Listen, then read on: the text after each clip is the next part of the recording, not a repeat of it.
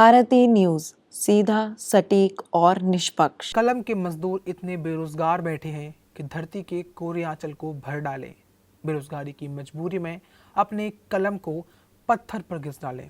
नमस्कार, मेरा नाम है शिवम शर्मा और आप देख रहे हैं भारतीय न्यूज के विशेष कार्यक्रम चर्चा का केंद्र में।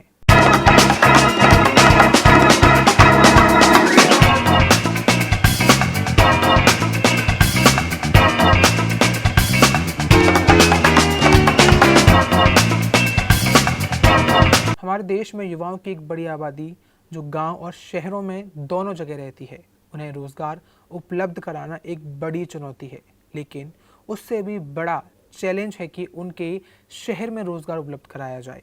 इसका समाधान हमारे देश के इंफ्रास्ट्रक्चर को मजबूत करने में है।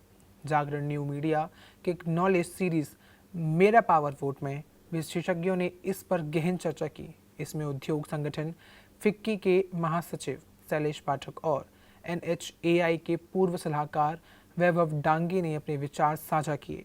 विशेषज्ञों का मानना है कि युवाओं के लिए रोजगार के अवसर बढ़ाने के यातायात, ऊर्जा, शहरों का इंफ्रास्ट्रक्चर और डिजिटल तकनीक जैसे प्रमुख क्षेत्रों में निवेश और विकास जरूरी है। शैलेश पाठक का कहना है कि यातायात का मुख्य उद्देश्य यह है कि व्यक्ति या माल को पॉइंट A से पॉइंट B तक तेजी से कम खर्चे में पहुंचाया जा सके। इसका सीधा प्रभाव युवाओं के आय और व्यवसाय पर पड़ता है। जब व्यवसाय तेजी से चलता है तो रोजगार के अवसर भी बढ़ते हैं।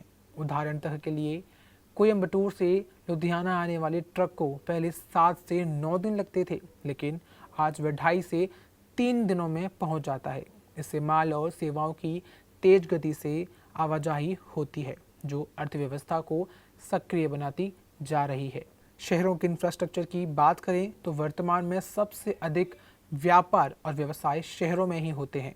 पाठक ने बताया कि देश की 45% लेबर फोर्स अभी भी कृषि क्षेत्र में है। जब तक यह संख्या 15% तक नहीं घटती, भारत विकसित देश नहीं बन सकता।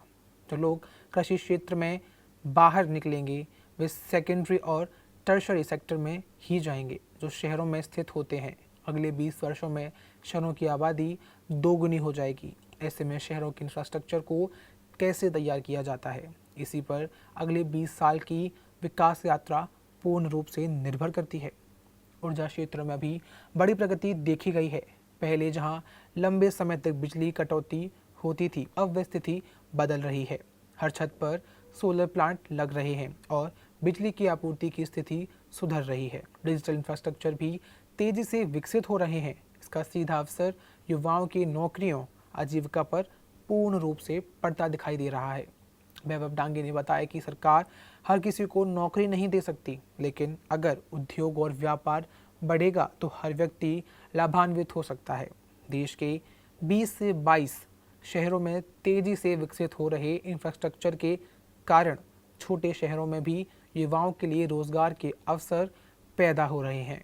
बस अभी 12th खत्म हुई थी और अब आधे से ज्यादा टाइम ये सोचकर निकाल देते हो कि which career to choose. Well, in that case I got you covered. ये वीडियो एंड तक देखना, क्या पता I will just make up your mind.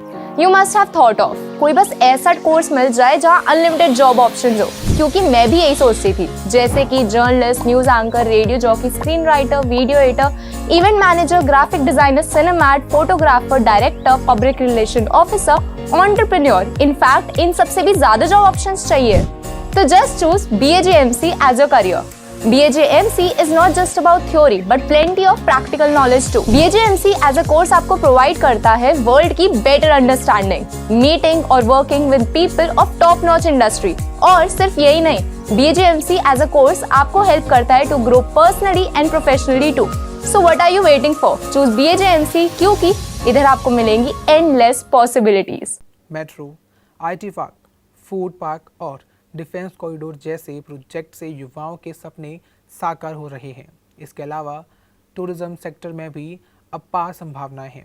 ये एक ऐसा उद्योग है जहां निवेश पर सबसे ज़्यादा रोजगार मिलता है।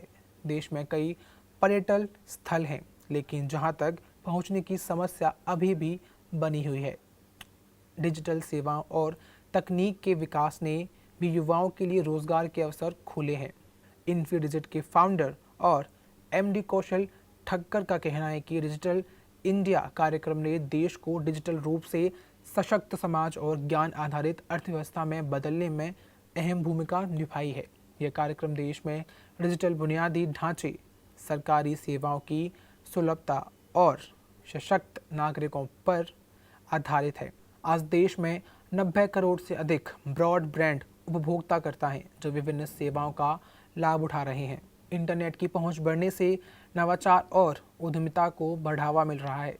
डिजिटल बुनियादी ढांचे ने युवाओं को शिक्षा और ऑनलाइन पाठ्यक्रमों की पहुंच दी है, जिससे उनकी उद्यमशीलता की भावना को बल मिलता है। वे अपने स्वयं के व्यवसाय शुरू कर सकते हैं और ई-कॉमर्स क्षेत्र में भाग ले सकते हैं। यूपीआई जैसे प्लेटफॉर्म कैशलेस लेन देन को आसान बना रहे हैं, जिससे युवाओं की रोजगार क्षमता भी बढ़ रही है। रिमोट वर्किंग की बढ़ती प्रवृत्ति ने डिजिटल कौशल वाले लोगों के लिए और भी अधिक अवसरों के द्वार खोले हैं। फिक्की के महासचिव का कहना है कि इंफ्रास्ट्रक्चर का सकारात्मक प्रभाव व्यापक होता है। ₹1 के इंफ्रास्ट्रक्चर निवेश से ₹3.5 का आर्थिक लाभ होता है। यह हमारे युवाओं के लिए भविष्य में अच्छे अवसर प्रदान कर सकता है, लेकिन यह तभी संभव होगा जब देश का इंफ्रास्ट्रक्चर वर्ल्ड क्लास का हो। अभी भी कई चुनौतियां हैं, जैसे छोटे शहरों में आवश्यक बुनियादी ढांचा विकसित करना और दूर दराज के इलाकों में रोजगार के अवसर पैदा करना। विशेषज्ञ मानते हैं कि यदि इंफ्रास्ट्रक्चर को ठीक तरह से विकसित किया जाए तो युवाओं के लिए शहरों से बाहर भी रोजगार के अवसर बन सकते हैं। इसी के साथ आज के एपिसोड में हमने समझा कि किस प्रकार से एक गुड इंफ्रास्ट्रक्चर और किसी विकसित क्षेत्र में इन्वेस्ट करना लोगों को किस प्रकार से रोजगार उपलब्ध करा सकता है, चाहे वे शहरों में रहते हों चाहे वे गाँव में रहते हों। इसी के साथ मैं शिवम शर्मा आप सभी से लेता हूं विदा, इस वादे के साथ कि आप सभी जुड़े रहेंगे भारतीय न्यूज़ के विशेष कार्यक्रम चर्चा का केंद्र में। अगर आपको हमारी वीडियो अच्छी लगी हो तो कृपया करके अपने कमेंट्स में ज़रूर बताएं आपको क्या लगता है कि किस प्रकार से बेरोजगारी को और भी कम किया जा सकता है। तब तक के लिए धन्यवाद।